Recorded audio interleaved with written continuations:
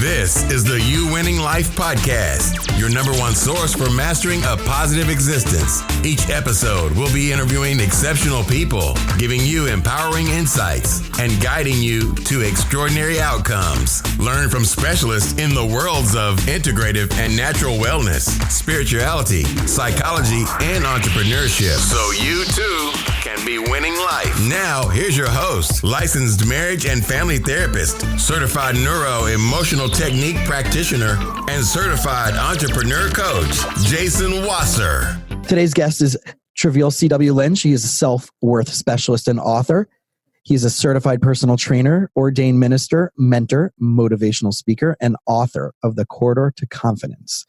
Born in Chicago, raised in Toledo, relocated to SoCal, jumped on the crazy decision-making because something moved you deep in your heart and your soul. And his mission is to find the possible in everybody. C.W., Treveal C.W., thank you for joining. Oh, thank you for having me. I really appreciate it, Jason. Thank you. Absolute pleasure to have you. So you are the possible. Yes. I am the possible. You are the possible. Yes. So what does that mean? What does that mean? I am the possible at its core. Really what it means is the ability for us to live in such a way that we realize in and of ourselves that I am, which is a present tense, right, statement, the possible, which is a future tense statement. I am the possible. I and my possibilities are one and the same. Everything I hope to be tomorrow, I already am today. And it's a philosophy built on the fact that we are our creator's creation and that we are created as, what we are. We are born, we are created, we come into this life as what we are. And so I believe that within each of us, there is a natural organic desire, right, to be the possibilities that we have within us. There's like a DNA of possibilities that are within us, and we just want to realize self. So the possible is self. It's I am self. I am, what I desire and dream to be. And once you have that revelation, once you have that understanding, you are what I call self-inspired. It's an internal inspiration. So how did that journey of becoming I am for yourself take shape? Yeah. So I Am the Possible began a few years back. Had to be maybe around 2005, 2006. I was traveling back and forth on out here in California. We have these metro rails, and I was traveling back and forth from one city where I work back to home, and I would do that each day. And as I was riding this commute, I would see individuals on the train, and I began to take notice of their eyes. Now, you have to kind of go with me and kind of use your imagination here, right?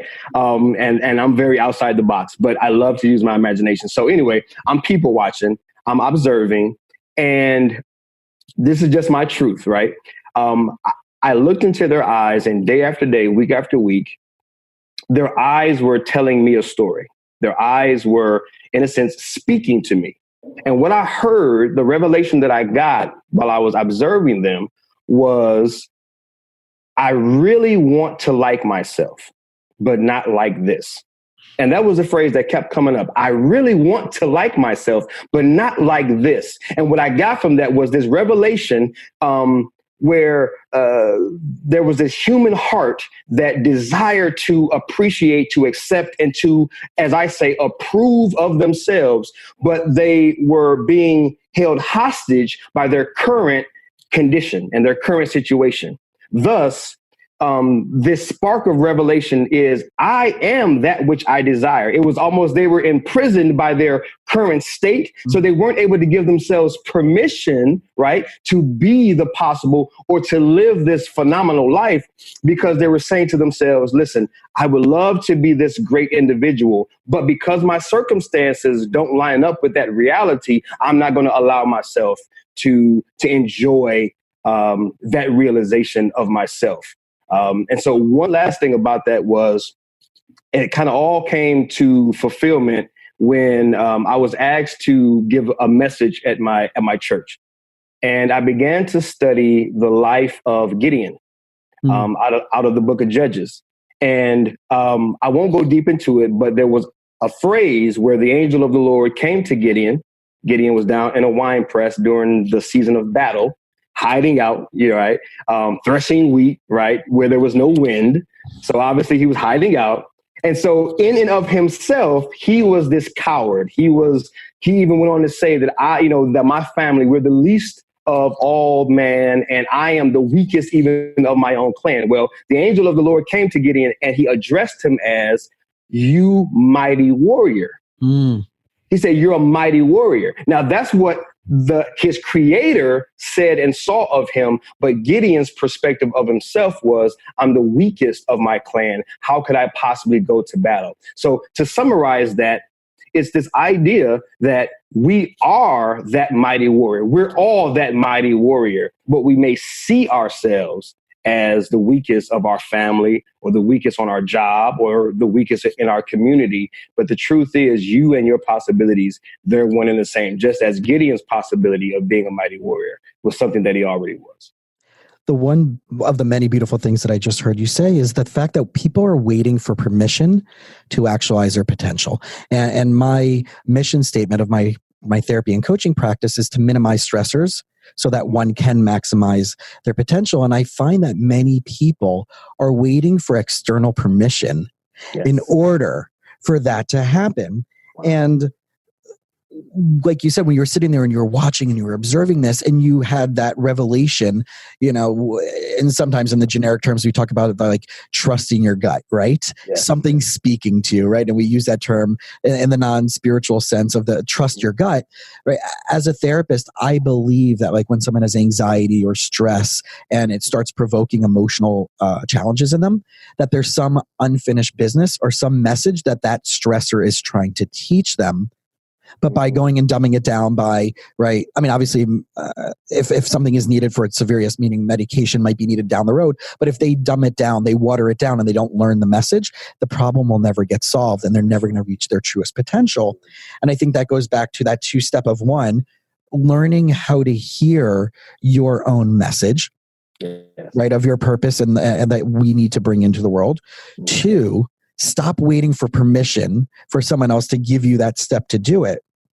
And 3 is, instead of telling that same old story of telling me how it is, tell me how you want it to be instead. That's right. I love it. Yes. Mm-hmm. And everything really, since you were talking about revelation and the message and the story of Gideon, reminds me of the story of when Moses first heard God speak to him. Yes. And he said, go to Pharaoh, right, to deliver the Jews out of Egypt. And God said, well, the Pharaoh is this mighty ruler, and I'm this guy who has nothing. And there's actually even commentaries that said that Moses actually had a speech impediment, which is one of the many reasons why he was afraid to go be a leader and to speak in front of his community and in front of Pharaoh. And when he asked God, who should I say sent me? What's the answer? I am that I am. I am that I am. Yeah. So you're hitting on it. Yeah. That's every day. There you go. Every day.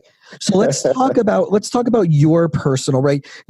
Going from being this kid who was growing up to focusing on spirituality, personal development, physical development, family development. What was that like? Where did you start off with, right? Your background as a kid and middle school and high school, and then going all the way to ministering and personal training, right? Mind, body, spirit. So what's that? What was a little bit of that background for you? Right. Yeah. One of the philosophies that I've developed that I like to share with individuals is that we are all ultimately we are all contributions. And I like to say that we are all created not only to make, but to be a contribution to the betterment of our society. And what I've found in my own story and my own journey is that a lot of the time, or let me just say again, in my journey, that my contributions were directly connected to those moments in life that crushed my spirit. And what I mean by that is through elementary, middle school, high school, there were three pivotal points in that journey. The first one was I was quoted, as the fat kid. I grew up, at the age of 7. I even see pictures. At the age of 7, I was very thin. Somewhere between 7 and 8, I just gained weight.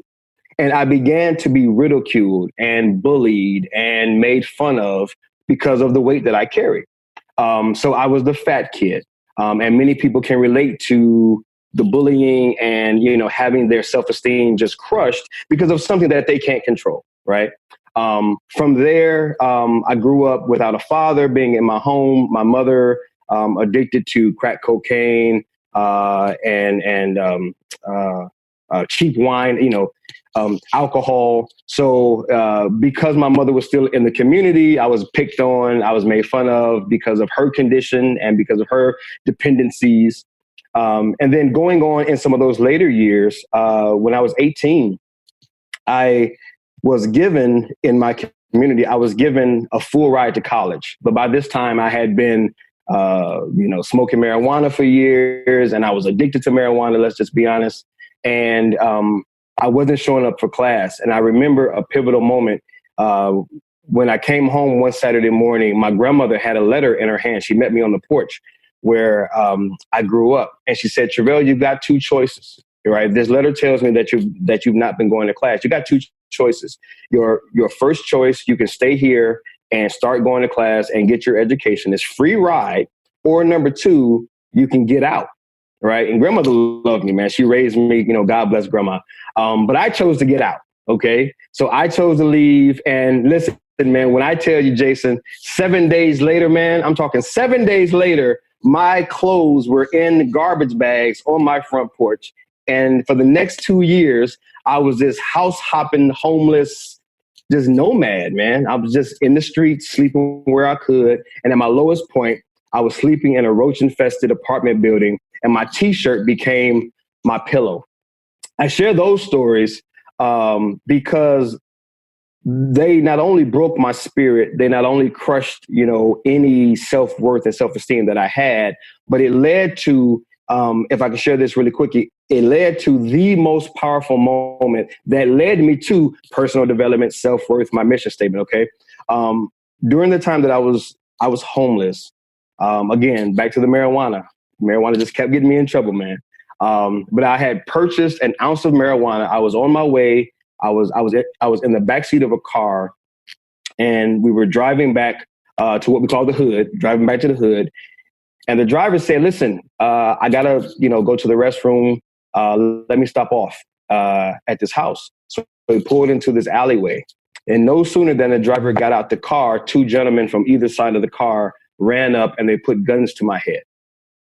I remember it like yesterday. The guy had a purple rag on his face. He put the gun right up to this temple and he pressed it against this temple. And it was a setup. Long story short, it was a setup. But he said, give me your weed, give me your money. And he said some other things that I won't repeat. But I told him no.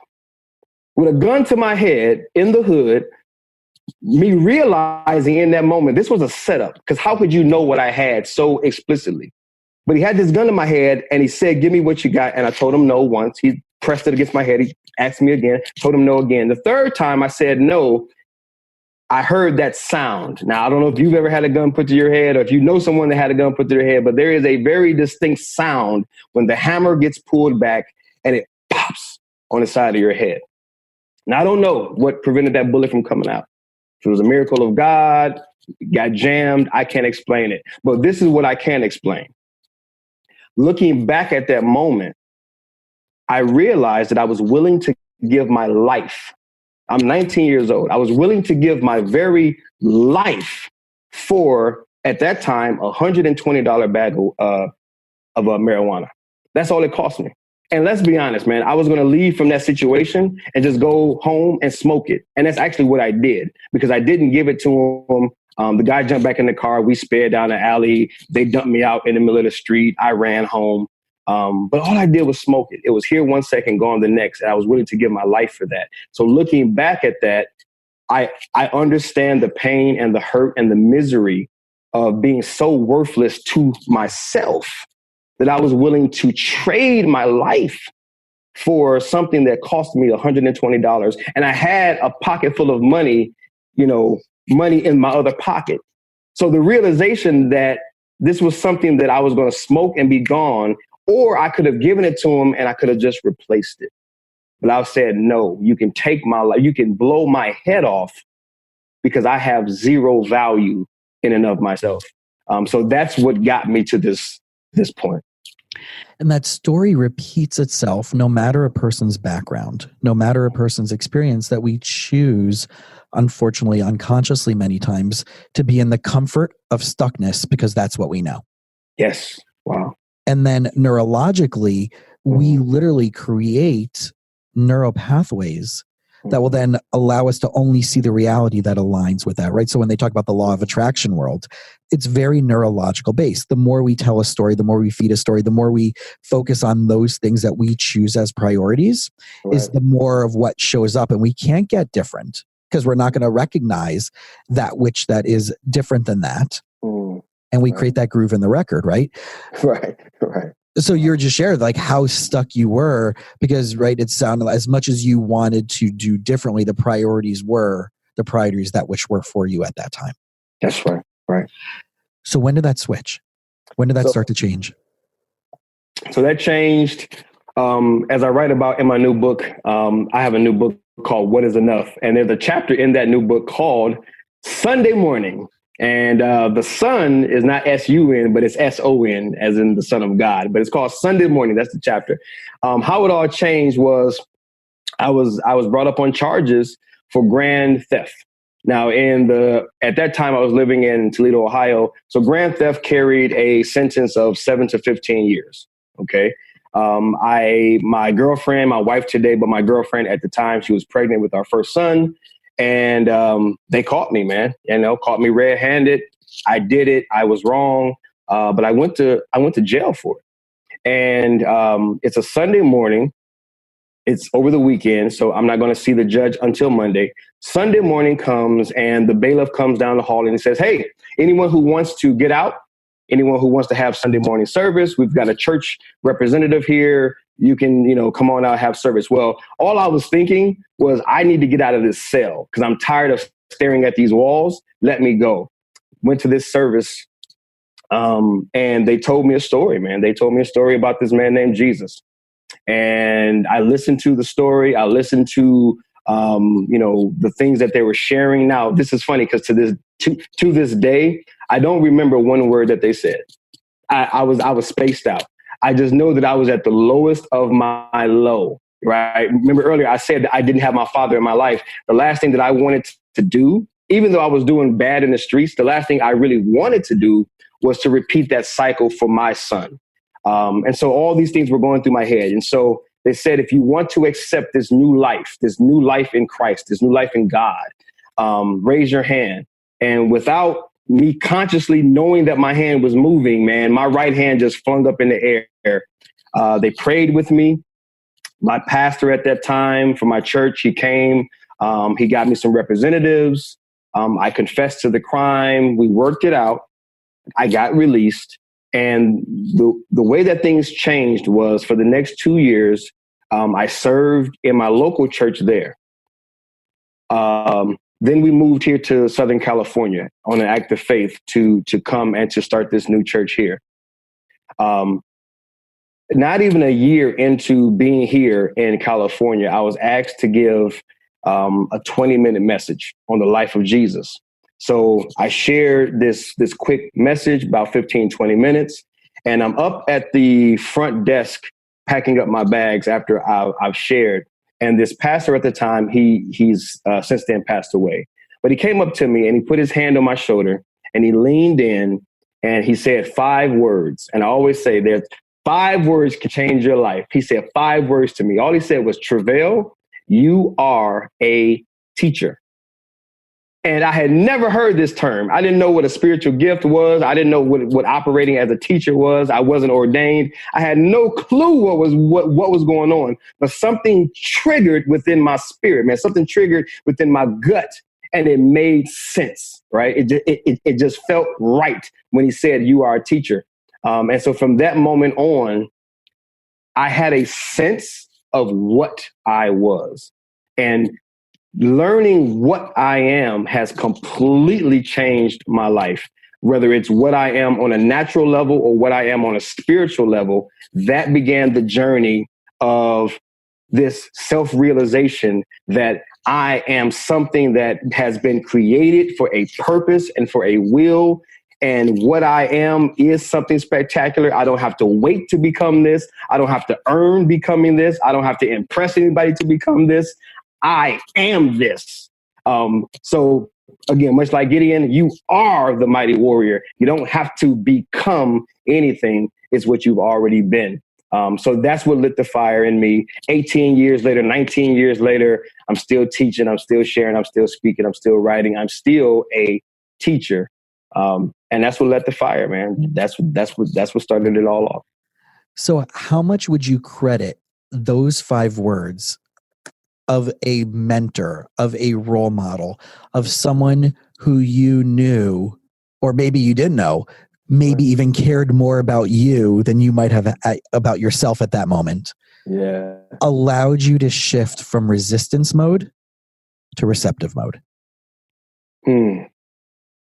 Well, again, it was so, I always say, if you could describe the face of God, it was like in that moment, right? He, obviously he's just a man, but his smile and the love that radiated from him in that moment, because I'm really big on energy, man. I love the study of psychology and energy transfer and the fact that we are energy. And so I really vibe with that. But he gave off such a pure, loving energy in that moment. It was the most welcoming moment that I had ever experienced. Even though other people had loved me and given me gifts or done things or taken me here or there, those simple words were so seasoned with love. It was like, it was almost like this announcement of like, okay, for the first 23 years of your life, you have thought that you were crap, worthless, meaningless, nothing about you, makes sense. Why did my mother do this? Why did my father do this? Why did I grow up like this? Why did they, tell those lies on me? All of that crap. It was like in this moment, no, this is the truth concerning you. This is the truth. And I said, wow, man, all I can say was that it just triggered something that felt right. And I'd never looked back.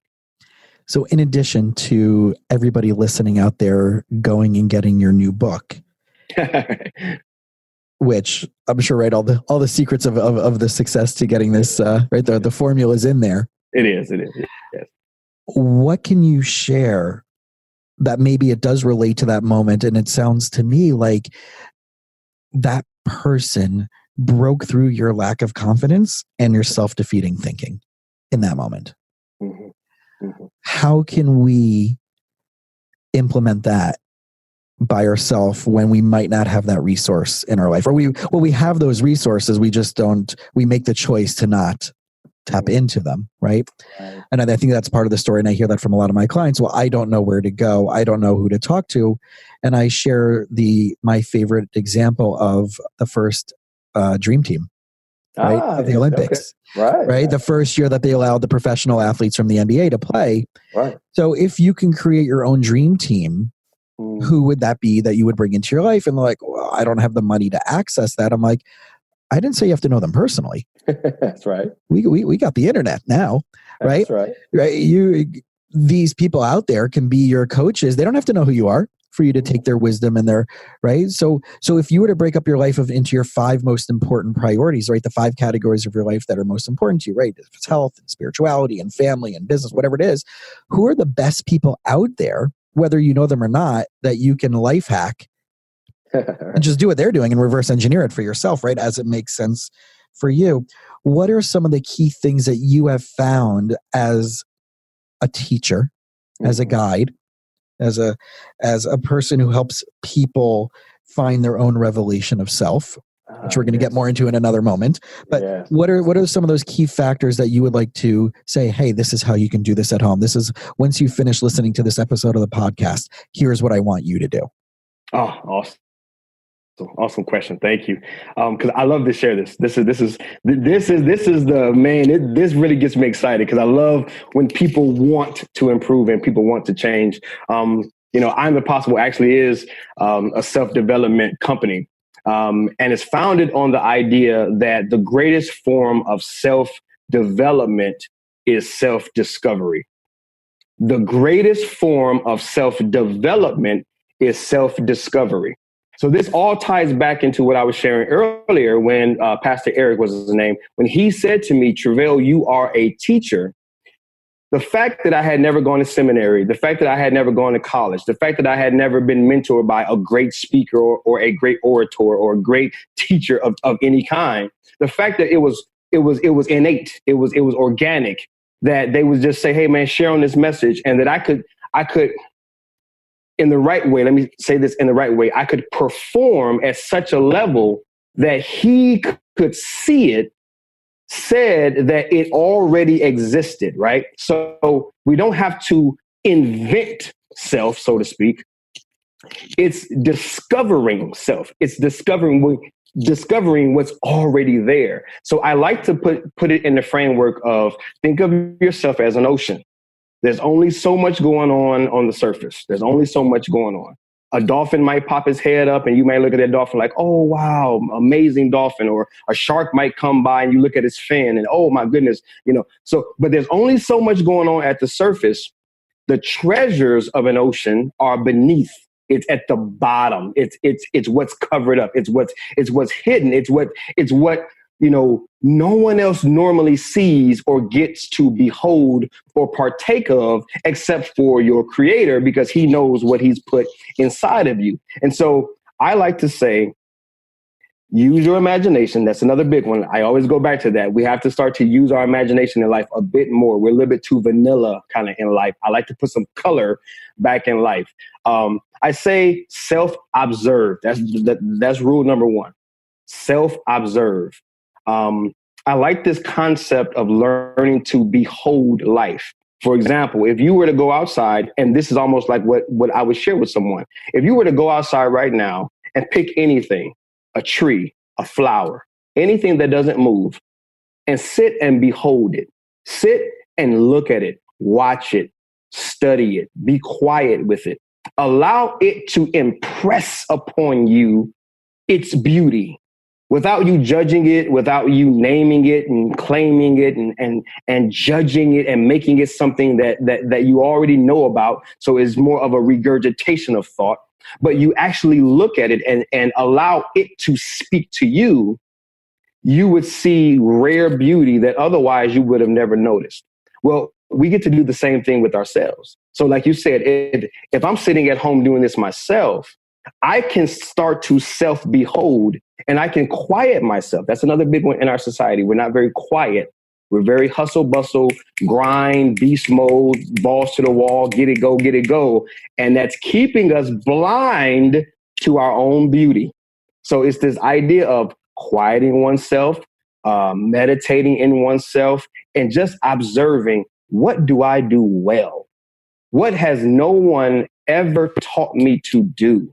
I've never gone to college. I've never gone to school. I've never studied for this, but I have a knack for this area. Some people can cook amazing meals and they've never went to culinary, right? Just as an example. So step one, and there's different levels that I train people on, but step one is self-observation. That is rule number one. Look at yourself, because many of us are looking through the framework and the perspectives of what other people have said over the years. So that's why I felt when I was a fat kid and your mother's a crackhead and your father is no good because he's not in your life, and the weed might as well be more worth than you, and all of these other things that were like dumped on me.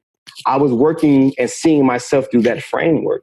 And the only way that you can start to pierce through that is to begin to quiet yourself and really self-observe.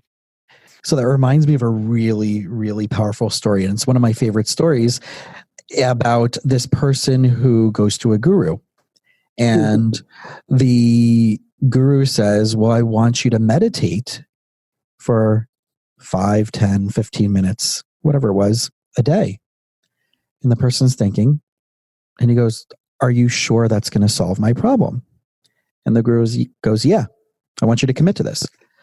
And the person responds back, but I don't have those 5, 10, or 15 minutes a day. And the guru responds back to that person, you don't have the time not to do that. That's right. That's right. Right. Excellent. Excellent. Yes. So as we talk about playfully, right, the guru, that people are out there looking again for permission outside of themselves, right? So much, right, is spent. There's so much money being spent on the self-development world. It's the next seminar, the next workshop, the next book, the next training, the next diet. Right. That's going to solve my problem. And they're waiting for that to hit them across the face. Talk to me about your perspective of that revelation of self versus someone either being the guru or someone looking for the guru. Right, right. Yeah, the thing that I find most fascinating about this world, I actually released a rant video the other day, really talking about this, because we live in a culture where we're so guru-driven, we're so charismatic, we're so dynamic in our speaking and delivering that we start to idolize, look up to, and really to some degree, if I'm being honest, worship these public figures. And we cling to their every word. And we go to the big events and we spend thousands of dollars and we get their coaching and things such as that. And I'm not saying that there's no value out there. And I'm not saying that none of them are sincere.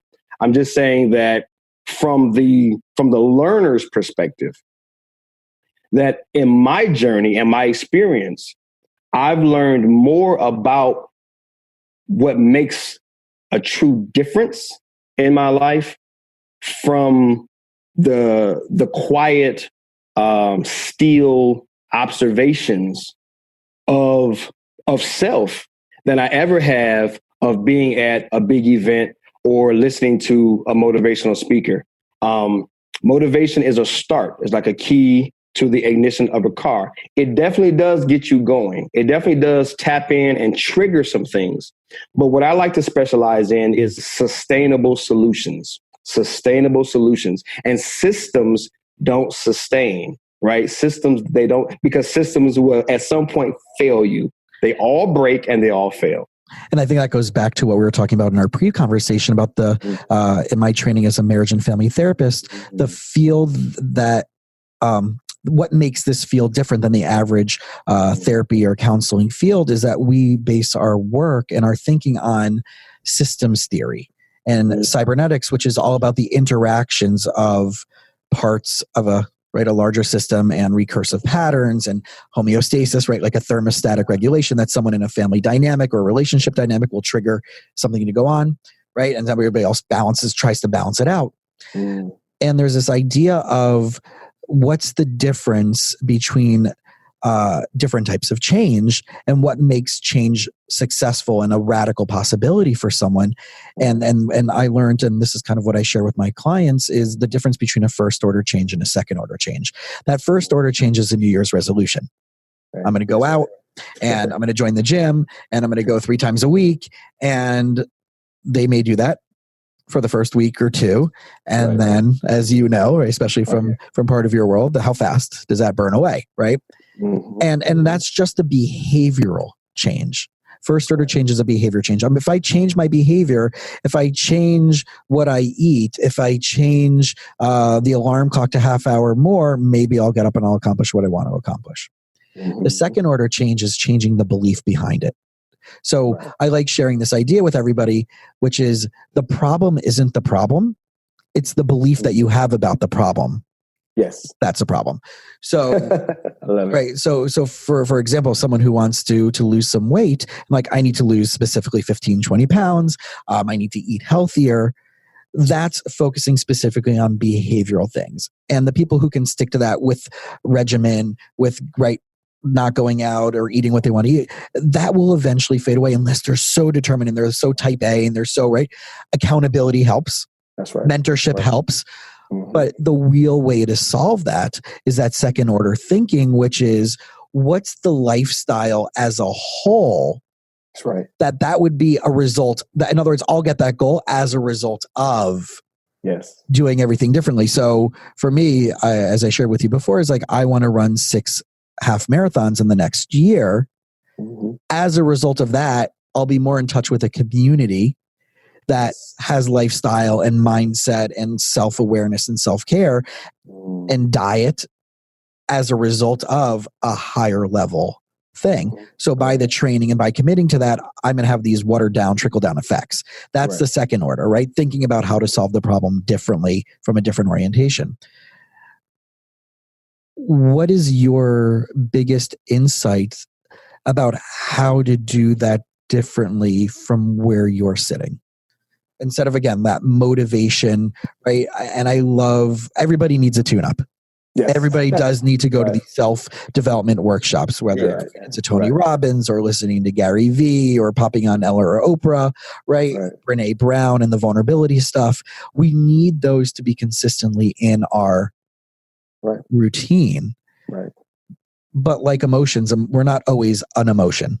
That's right. That's right. Mm-hmm. We're not always, hey, you're a happy. Oh, hey, you're a sad, right? Right. That's right. No. Right? You're a pissed off. Right. You're emotivated. It's the same thing. It's a moment of response to something that's going on around us that we've chosen to put ourselves in an environment or an experience that will have effect and influence on us. Yes. What is your insight on how to sustain that consistently with simplicity? Mm-hmm. Mm-hmm. I always go back to the what of life. So as a quick overview to address that question, a quick overview of life, I share with individuals that the human existence is broken up into 3 elements: the who, the why, and the what. There's a who of you, which is the identity. It's who you are. It's the Jason. It's the Treveal. Who are you? Okay, we need to know who we are. And there's some different levels to identity, but in a nutshell, it's the who of you. And then there's the why of you. The why of you is, I like to think of it as our Creator's intention for your life, or your purpose, or the meaning of your life. Why do you exist? But what I've found is the one that has gotten the least amount of books written, the least amount of press, the least amount of airtime, the least amount of dialogue is the what of life, and the what of you. The what of you, I like to look at it as the investment. You, as I said earlier, you in and of yourself, you are a contribution. That's kind of one of my revelations, kind of one of my philosophies. I also believe that you are an idea. I believe that you were created in the mind, the imagination, the very thoughts of your Creator. So as an idea, what does that represent?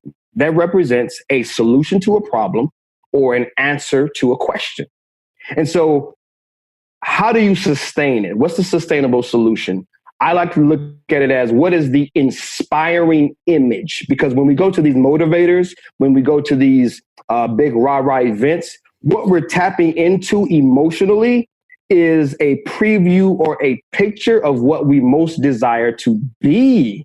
That's why they're so electric. That's why we're standing on our seats and we're screaming and the music's going and the lights are going and we are feeling an all-time high because we're tapping into, we're getting either a picture or a preview of what we desire to be most. Well, my philosophy, what I've learned is I learned how to do that in my bedroom. I learned how to do that at the gym in the morning. I learned I'm having big events in my kitchen, in my living room. See, I don't have to pay you $1,000. I don't have to wait until Tony comes into town. I don't have to go down to the Staples Center in LA. I got the big event right here, right now, and I can tap into it whenever I want to. And so that's what I want to train people on. It's all you're looking to do is see yourself, but you're not seeing the whole self, because what you are is the piece of the puzzle, I like to say, that's being left out. And so the sustainable solution is, once I have a revelation of what I am able to internally inspire myself, because I see myself as a contribution, which goes back to what we said earlier. I don't have to become it. I already am it. And if I'm already am it, I can do it at any moment and any time. And if the people who are listening to that did not feel the electrifying power of that, you need to schedule a session with both of us, sitting in the room with you, drilling this into you, because this right there is probably one of the most profound insights that we can take home with us, that the unowned part of ourself is what's being attracted to what's out there that motivates us. Yeah. And then if we, like you said, if we realize we already have that, it's not that if only I had that skill, if only I looked that way, if only I had that body, if only I had that money, if only I grew up in a different place, if only I didn't have that trauma happen to me, if only my parents didn't get divorced, if only I chose a better partner. Right. That's all the unowned parts of ourself that we are rejecting our true authenticity. And we don't need to wait for everybody else. And I have a mentor of mine, one of my rabbis, his name is Rabbi David Aaron, and he's written a bunch of really awesome books. And he talks about this idea of being a human being versus a human becoming. That's right. And if you focus just on the word being, he said, well, why don't we have permission to call ourselves a human becoming over a human being? If you're a human being, you are being. You are all that you are, and that comes with the limited mindset. But if you take that you already are what you are, and that's going to allow you to do more from the positive perspective, then the becoming is the excited part, not the I need to wait for it part. Right? So the idea that I want people to walk away with, exactly, for really impressing upon what you just shared, is that you are the human becoming. Yes. Don't get stuck in what has been, that I am being just an output of what has happened to me. Then you have no control and you're a victim to that. If only that was different. Man, people really, I want everybody who's going to be listening to this episode, I challenge you to listen to that segment of this episode 5 times. Wow. It's that powerful. It's that deep. And it's something that if we just ended the episode right there, it would be enough. Everybody has it in them, right? That's right. Yeah. The phrase that I wrote down as you were speaking is "you are a contribution," which reminded me of, I can't remember where I heard it from, but it was the idea of that your birthday is the reminder that the universe and or God and or whatever spiritual path, right, that one has chosen needs you to exist. Yes. Wow. That's powerful. Yes. That's right. So for us to be a contribution, we have to own the letting go of if only. That's right. Yeah. So to tie this all together, and if you only had 2 minutes to spend with someone, you would never meet them again. And you really didn't know much about their background, maybe after 30 seconds of hearing who they are, what they are, where they are. Right. And you can stand on one foot and teach them everything you know. Right. In 2 minutes or less. What would that be? The first thing that I would say, and that I would want you to hear most, and that I would want you to hear the clearest, is that you, in and of yourself, are enough. Nothing nothing outside of you has ever, currently are, and will ever complete you, make you any greater than what you've always been. What you are is why you are. What you are is significant beyond your imagination. What you are, as I like to say, makes who you are prominent. Your prominence preceded you. The fact that you are, the fact that you exist, your existence is the evidence that you are enough. What you are makes who you are prominent. What you are makes why you are possible. And you are, in and of yourself, you are enough. Nothing outside you, nothing tangible, nothing you can touch, taste, see, smell, nothing outside you will ever can ever determine what you are. It never has, and it never will. It's what they've taught us, is what we've been conditioned to believe, is what we've learned, that with the very innocent sounding yet very damaging age-old question, what do you want to be when you grow up? It set us on a path to believe that the greater me is somewhere out there, somewhere down there, and someday, some way, somehow, I'll finally, eventually earn or equate to or accumulate enough to be enough. You were born enough. You are enough. Everybody needs more of this. How are they going to get that from you? Where do they need to go? Where do they need to find you? What are the name of your books? Where can they get it? Okay. Everything links back to I Am the Possible. I Am the Possible. That's one word. That's all lowercase. If you're tapping it, typing it into your internet browser or on your smartphone, iamthepossible.com. That is my website. If you go there, you'll learn my philosophy. You'll learn how to book me for speaking engagements. You'll learn about the books that I've released. You'll learn about the events that I have coming up.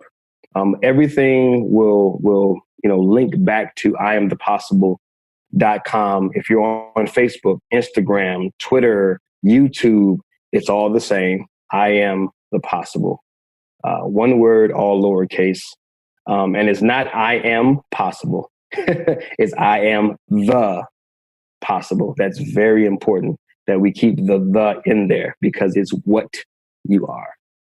This conversation is exactly why the You Winning Life podcast exists. So if you're listening out there, you're watching this episode, if you found value in this, please subscribe, share it with the people that you care about. Reach out to us. Yes. Reach out to us. The beautiful thing about social media and technology today is that you can get in front of someone. And I saw you on my buddy Roman's podcast, who I just met about a month ago. And wow. The network gets bigger just by being willing to take the risk to drop a DM. That's right. On someone's Instagram. So instead of sliding up into someone's DM that you're trying to hit up for for some potential nefarious reasons, right. I challenge everybody to hit up someone's DM who influences you, who you're like, man, I like what you just said, right? You saw someone doing some radical transformational changes in their life, and hit them up and give them a shout out and say, like, can I pick your brain for 15 minutes? Right. That's right. That's the mentorship. Be bold and ask. So I'm going to make a bold request for everybody out there. Subscribe to both of our social media on Instagram, right? Jason Wasser, LMFT on mine, and I Am the Possible on yours. Subscribe to this show, You Winning Life, on all platforms. Share it. Yes. And it's free. Free value, free wisdom. That's right. And then go buy your books. Right. drop the money on your books. Right. Spend some money on yourself, people. There you go. Hire a coach, hire a therapist, hire a personal trainer. Get your mindset right. I always joke with my clients that one of my favorite psychologists and philosophers, Dr. Cube, tells everybody to check themselves before they wreck themselves. That's right. Exactly. Yep. So profound. Yes, a small phrase, but powerful phrase. Much more power than we think. Thank you. It's been truly, truly an amazing honor to spend this time with you. And I have a feeling we're gonna have this conversation continue and delve in deeper in our next conversation. And I look forward to that happening again. Likewise. Yes. Thank you. I really appreciate the opportunity. Thank you for this moment. I value moments. That's really what we have. And we never understand the potential of a moment, the exchange of human life. Because of what we are, we've contributed to one another and we've contributed to the larger audience. So I don't take these moments for granted, man. I really appreciate these moments. Appreciate the questions, appreciate your platform, appreciate your work. So thank you for all that you do. And I'm praying and I am supportive of your work and your mission and your practice. So I'm looking forward to even greater things coming from you and for you. Thank you. Very much appreciated. All right, y'all. We'll see you next time on the You Winning Life podcast. Thanks for checking us out. And again, check out Treveal's social media. I Am The Possible. You can find me on Instagram at Jason Wasser, LMFT, and subscribe on all platforms to the You Winning Life podcast. Thanks for listening to the You Winning Life podcast. If you are ready to minimize your personal and professional struggles and maximize your potential, we would love it if you subscribe so you don't miss an episode. You can follow us on Instagram and Facebook at Jason Wasser, LMFT.